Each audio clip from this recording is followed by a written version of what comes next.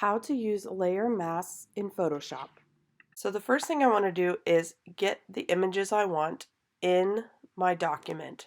I went to File, Place, Embedded. There are multiple ways to get multiple photographs in Photoshop. You can drag and drop them in your document. You can copy and paste them within the document. You can file place them. And there are different ways and different types of files to use. Today I want to use embedded files so that they're forever linked within my document. So I don't have any issues with files being moved and Photoshop not being able to find them. So I went File, Place, Embedded. When I place a picture, it allows me to resize it and move it at that exact point. So you get the anchor points and the resize box around the picture. And if you like the size that you've made it and you want to keep the changes, you click the check mark in the options bar. So now I'm going to go place my second picture. I went File, Place Embedded. Got it how I like it. I click the check mark or I click on a different tool. I'm going to place the third one. So you can place multiple files at once if they're in a row or all in the same folder. Mine were kind of spread out within this folder of images, so I'm placing them one at a time. The next step is to apply a layer mask to remove the background. This is called non-destructive editing, when we hide pixels instead of truly deleting them. So I'm going to use the feature today in Photoshop where it does most of the work for us. It's called Select Subject. Photoshop does a pretty good job of selecting the pixels that you want of the subject and not the background, as long as the object is a different color than the background. My next step is to apply a layer mask. Go to Layer.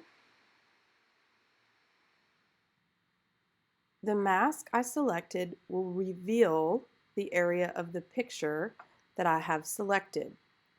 So what Photoshop is doing is applying a mask on top of my photograph.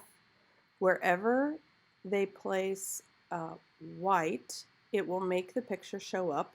Wherever we paint black, it will make the picture pixels be hidden. So think of a Halloween mask where part of the mask shows part of your face and part hides part of your face. So that's what we're essentially doing here. We're hiding pixels, we're not deleting them. So what I'm playing with now is I'm trying to change how smooth or rough the edge of my selection is. So Photoshop did a pretty good job. I went back to Layer, Layer Mask, Reveal Selection. As we can see, it hid the background, the blue part, behind the parrot. As we can also see is I will have some cleanup work to do because the edge of my selection needs a little work. So I've clicked on the second layer. I'm going to click Select Subject. This time Photoshop doesn't really do quite as good a job selecting what I want because this parrot, the foot is kind of tan color and the background is kind of tan. So it has a hard time deciphering what to select and what not to select. But I can add to my selection by using the quick selection tool, which is what I am doing here.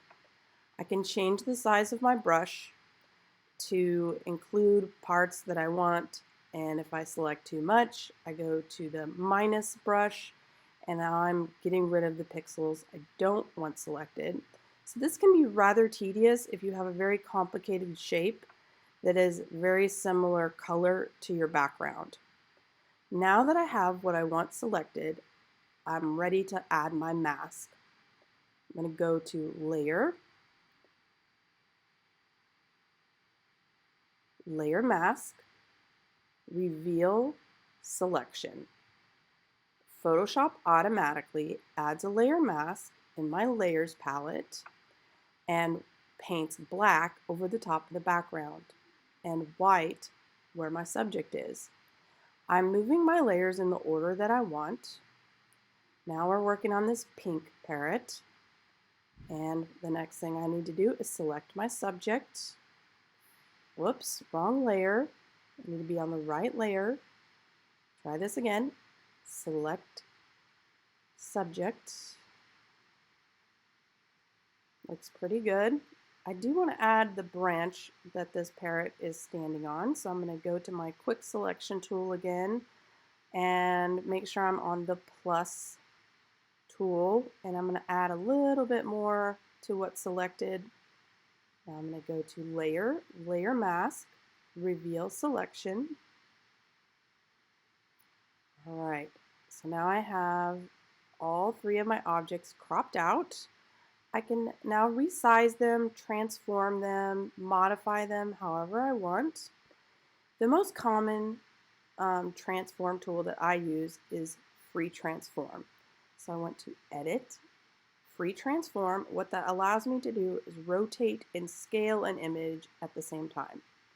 If I like my selection and what I've done, I can click the check mark in the options bar or simply click on another tool and it will apply the changes.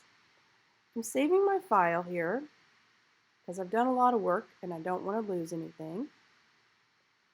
And this is just a trick I learned a long time ago.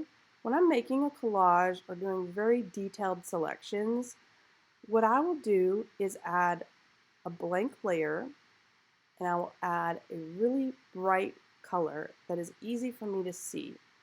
This allows me to see pixels that were missed in the cropping and cleanup, and that way I can quickly see them to allow me to do some cleanup work.